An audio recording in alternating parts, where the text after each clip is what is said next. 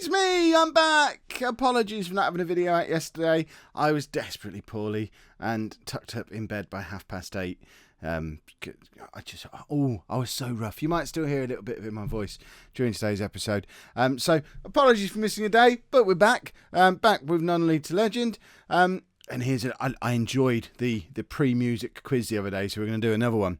One of our players has scored in the last 6 consecutive games in all competition. Name that player down in the comments before the end of the intro. Obviously, I can't police that, but I assume we're all going to play fair. It's a little bit easier than last time. You've basically got 4 or 5 choices, so a few of you are going to get this one right, methinks.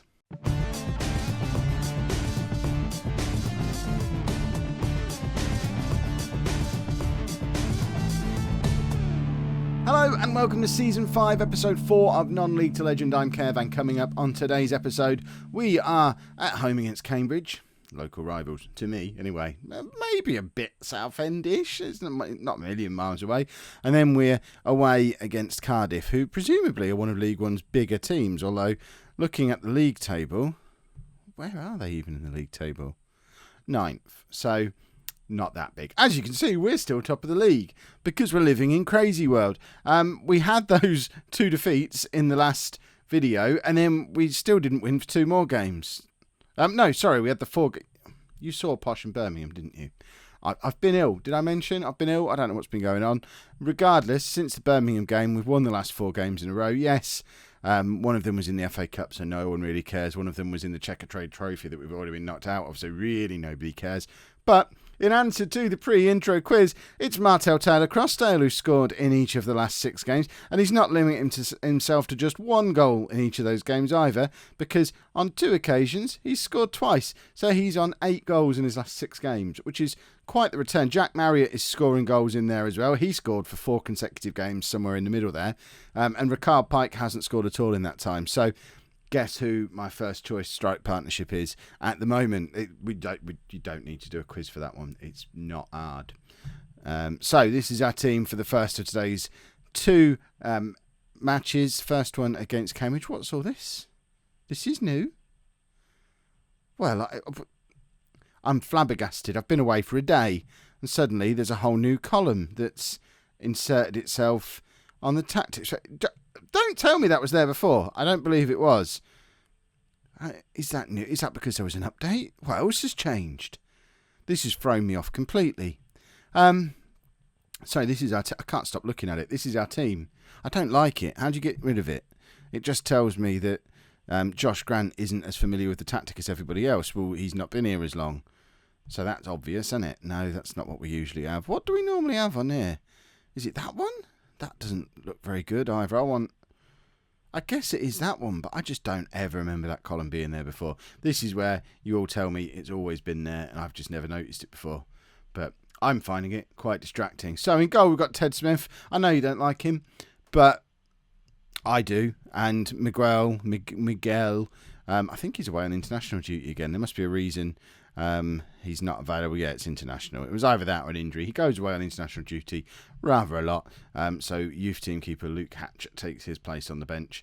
Then we've got Tamelty, Anderson, Fowler and Grant as our back 4, with a midfield of Wordsworth, Hamblin and Keneally Benteke in behind the front 2, who are in all the goals of Marriott and Taylor-Crossdale. We still have a couple of players with these morale issues. Ted Smith is the most notable because he kind of has to be in the first 11 today. Adam Jackson and Ellis Plummer are the other 2, which is why they are sitting the game out down on the bench, because until they sort their heads out, they're not coming back in. And Fowler and Anderson are forming quite the partnership at centre-back, so the longer this goes on, the less likely it is that Jackson or Plummer will ever make it back into the side. So They're only hurting themselves at this stage, but let's submit the team. Let's hopefully pick up a win. We want to stay top of the league. We want Taylor-Crossdale to continue his consecutive goal-scoring record, because it's fun to have one of them on the go, especially for a player who we didn't really let have a kick last season, and he wasn't great the season before either. You got to remember, he's still only 20 now, so I think we probably did him a favour taking him out of the limelight for a year. He didn't get a pre-season last year, which is why he was so far down the pecking order from the word go. But there you go. That's his 9th goal in 7 games. He's 13 for the season. Martel Taylor-Crossdale is the man. he's also young. He's got 5-star potential. I am feeling our first 7-figure sale when he inevitably leaves the club, maybe even in January, because I don't see how we keep hold of him. The form he's in, the goals he's scoring, and with his age and potential, he's not going to hang around for long, surely. If we can keep hold of him until the end of the season, don't bet against us getting promoted, because the lad is full of goals, and we've still got Pike sat there who can't even get in the team at the moment. It's not a case of he's not scoring goals, so we're not playing him. It was more a case of these other two are scoring more goals, so we're not going to play him. And now, because he's not playing, he's not scoring goals anymore. There you go. Marriott's in again. Oh, it's gone down as an own goal, but we all know that was really a Jack Marriott goal. There is a strong argument for playing 3 up front on occasions at the moment, because we do have 3 very, very good strikers. Okay, there was quite the deflection there. So probably was an own goal. It looked like it might have even been going wide for Marriott's initial shot. But, if you don't shoot, you don't score. I hear he had a shot. Okay, he had a shot and still didn't score. But that's irrelevant. We're still 2-0 up, and that's what matters. Wordsworth hovering on the edge of the area. But apparently whatever he was plotting wasn't worthy of continuing the highlight. So we're just going to toot along until half-time now. McDonald's have made it up to second in the league at the moment, 2 points behind us. And disaster has struck because Taylor Crossdale has picked up an injury. It's only a gashed leg. We can live with a gashed leg. We'll give him maybe another 15 minutes and then whip him off. How long are you out for with a gashed leg? I mean, you just need a plaster on it, don't you? If he can play on now with a gashed leg, why can't he play next weekend with a gashed leg? That would be my argument. Because surely it's going to be most gashed just after the gashing has occurred, presumably. I mean, I'm not a doctor. I don't know if I've ever made that clear on the channel before, but I'm not a medical doctor, so I could be wrong about gashing. Let me know down in the comments. This game's taken a turn for the uneventful, hasn't it, really? Kind of having to amuse myself. And that cold and flu medication's good, isn't it? I look pale. I don't know if it's just the lights on me. I feel pale. Right, let's take Crossdale off, because there's no point in keeping him on when he's got a gashed leg, because we need to go and get him stitched up. He's done his job today. He's kept his consecutive scoring record going. Hopefully we've done enough to have won this game already, so let's whip him off, get Pike on, give Pike half an hour. He hasn't had as long as half an hour in quite some time, so hopefully 30 minutes is going to be long enough to get him back in the goals, because if we can get all 3 of them firing on all cylinders, then that will be a marvellous thing. Looks like he's drawn a red card out of the referee for one of their players, so that's rather handy. There you go, impact sub. Wordsworth can score these. We've seen him do it many times. Oh, he very nearly did it again, and Keneally follows in with a rebound, but it was not to be. Marriott is not having the best of games, is he? Shall we take him off, bring Schiavi on? Because obviously we're talking about the 3 good strikers we've got. Let's not forget the 2 we've got up front now are the 2 who scored 60 goals between them last year. So we've got 4 really good strikers. I like it. Somebody's mentioned in the comments that Ogo Obi apparently goes on to become a Premier League level striker in FM17, and had a little chuckle at my expense for him being the one that got away. But to be honest, look at the 4 we've got. Do we need another one who's that good? I don't think we do. I think we've got about as good a selection of 4 strikers for this level as you could hope to have, which is weird, really, because none of them are higher than 3 stars, according to the assistant manager. Hold on, look at this weird formation. No idea. No idea what that is about. Oh, hold on. They moved the striker. They moved the striker out to the left. They moved him back into the middle again. That was distracting. We've got a penalty. I was so fascinated by what they were doing with their formation that I didn't notice who won it. But Wordsworth steps up. It's saved. I tell you what, he's having no luck with his set pieces today. That's a penalty and a free kick that he probably could have done a bit better with. And it's now reflected in his rating down at 6.3, because he could and probably should have had 2 goals based on his previous exploits. But more importantly, there's 15 seconds left on the clock. We're still 2-0 up. So this has been a very comfortable win against, let's not forget, a team who only 2 games ago were level on points with us. Cambridge are one of the best teams in this division, and we've just comfortably put them away. There was never any doubt that we were going to lose that game. it's all going a bit odd. Right, let's see how long a gashed leg keeps you out for. 3 weeks! Goodness me! I've got a cut on my foot at the moment, and I if that's still bleeding in 3 weeks' time, goodness me! Right, we need to get some stitches in that, lad. Right, not much change needed for the second in today's 2 games. Ted Smith's going to retain his place in goal despite Miguel being back, mainly because he kept a clean sheet and Miguel's away on international duty all the time, and I don't have to constantly keep changing my goalkeepers. So, again, I know you lot don't like him, but he's staying in goal for now. He just kept a clean sheet against the 4th best team in the league. Aaron Cole comes back in central midfield, and Taylor Crosstales, despite supposedly being out for 3 weeks, is fit enough to play today, which is just as well, because the obvious replacement for him, Raquel Pike, has now picked up an injury of his own and has a chest injury. So, just having said, oh, look at all these strikers we've got. Aren't we blessed with lots of strikers? We've only got 2 fit ones at the moment. We're not playing them both because, you know, why not play the one with the injury? He's got a cut on his leg. You know, I used to play football with cut knees all the time. I'm sure he'll keep his consecutive scoring run going. How can you drop a player who's not in that kind of form? Blood or no blood, he needs to play because, what did we say? Is this going to be 8 games in a row if he scores today?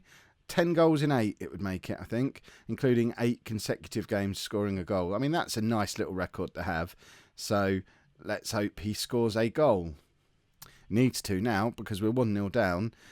Cardiff are not as good as Cambridge, in theory. We do have this thing where we're not... I mean, we've had it from back in League 2 as well, where because we go out so attacking, there are occasions when we go away from home where we just get caught out a little bit early and then get absolutely thumped.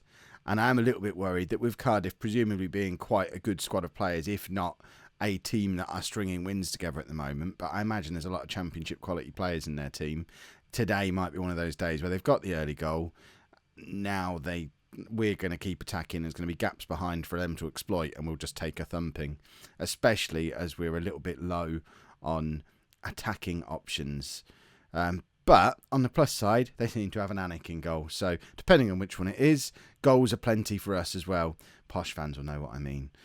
So I wonder which one it is. We could click on him. Is it going to give me is it a J or a B?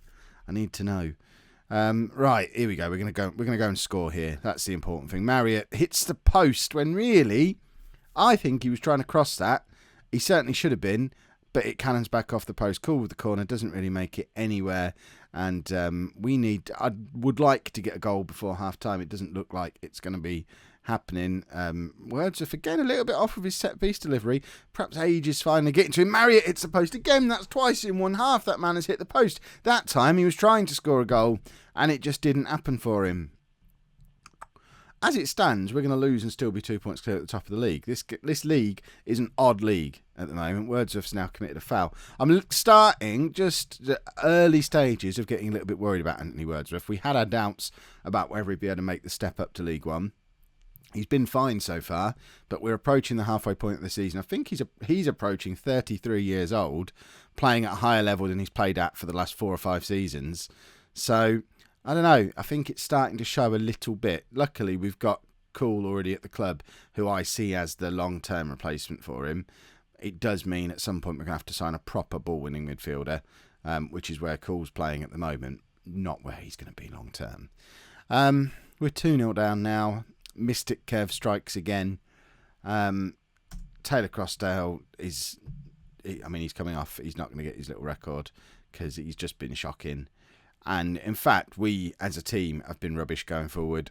If I had both strikers, I'd bring them both on. In fact, I'm going to do it anyway. I'm taking both of them off. And Benteke is going to go up front. What can he do as a striker? Not a lot, really. We'll just leave it like that. Bring Cragen on. And yeah, I'm too positive about the strikers in the last game. So 2 of them are injured. 2 of them are rubbish. One of them is the same person in both categories. And then there's Schiavi, who's probably thinking, what do I have to do to get a start? Well, score 2 goals now and we'll start you in the next game. There you go. That's a promise from good old Kev. Right, let's take Wordsworth off, bring Hamblin on, and then swap those 2 over. Put Cool into the position where he's going to be playing. I mean, that could be our midfield. certainly in the second half of this season, that 3 that we've got there now, I think that might be the first time we've done that combination, but it's possibly a long-term one that I see, at least for this season. I mean, they couldn't have been 2 more contrasting performances from us. The games were basically identical. Comfortable 2-0 wins for the home team. Unfortunately, we weren't the home team in both games. Fortunately, we're still top of the league, approaching the halfway point of the season, which is crazy talk. So I ask again, and we asked this 2 episodes ago, I think, where are we going to finish now? Because we're now, last time I asked, we were 7 or 8 games in and we were flukily top of the league. If we get the league table up now, it is starting to get a little bit silly because we're very nearly at the halfway point of the season. We're still top of the league now. We've been there on and off only for 4 or 5 games, but we're there or thereabouts. So we're a top 4 team, top 3 team all season long for the first 18 games.